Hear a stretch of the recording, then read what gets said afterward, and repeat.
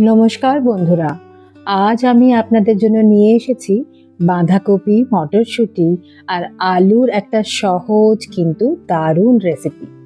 বিশেষ করে যারা রান্না শেখার নতুন পথযাত্রী তাদের জন্য এটি একদম উপযুক্ত।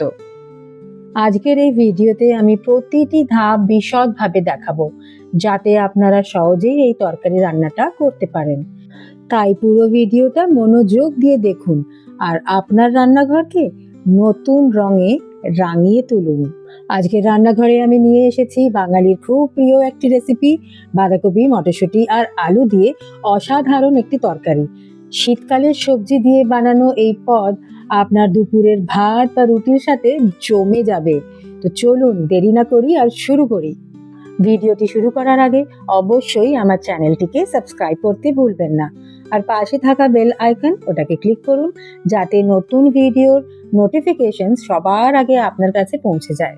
এই মজাদার তরকারি বানানোর জন্য আপনার যা যা লাগবে একটু ইনগ্রিডিয়েন্টসগুলো দেখে নিন। তাহলে এবার শুরু করা যাক। প্রথমে কড়াইয়ে সর্ষের তেল গরম করুন, এরপর তাতে তেজপাতা আর গোটা জিরে ফোড়ন দিন। এবার তেলের মধ্যে আলু দিয়ে ওটাকে ভেজে নিন। আলু একটু লালচে হলেই মটরশুঁটিগুলোকে অ্যাড করে দিন। এবার বাঁধাকপি, যেগুলো আমরা কুচি কুচি করে কেটে রেখেছিলাম, সেটাকে অ্যাড করে দিন।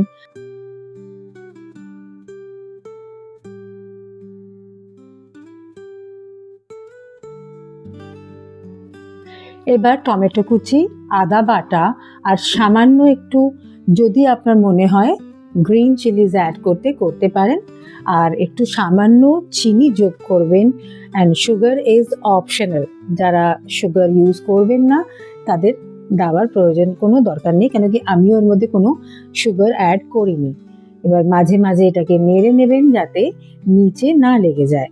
মশলা হিসাবে দিন শুধু নুন, হলুদ গুঁড়ো আর লঙ্কার গুঁড়ো, all as per your test. সব কিছু ভালো করে মিশিয়ে নিন। কড়াইয়ের মধ্যে আমরা 8 থেকে 10 মিনিট মিডিয়াম আঁচে এটাকে রান্না করব। প্রেফারেবলি এটাকে আমরা ঢেকে নেব। আবার 5 থেকে 10 মিনিট এটাকে একটু ঢেকে টমেটোগুলো যেন সেদ্ধ হয়ে যায় ভালোভাবে, আর দেখতে হবে মটরশুঁটিটা, আলুটাও যেন সেদ্ধ হয়ে যায়, ওরকমভাবে 5 to 10 মিনিটস এটাকে ঢেকে আমরা আবার রান্না করে নেব। এবারে আমি দেখব যে এটা ভালো করে একটা অ্যারোমা আসছে, একটা সুন্দর গন্ধ আসছে, আর টমেটোটা ভালোভাবে গলে গেছে, আলুগুলো সুন্দরভাবে সেদ্ধ হয়ে গেছে, আর মটরশুঁটিটাও খুব ভালো করে গলে গেছে। এবারে এটার অ্যারোমাটাকে আরেকটু বাড়াতে গেলে, গন্ধটাকে আরেকটু দারুণ করতে গেলে এর মধ্যে আমরা দিয়ে দেব 1 চামচে ঘি। এটাও কিন্তু অপশনাল, আপনার যদি না ইচ্ছে করে আপনি ঘিটা অ্যাড করবেন না।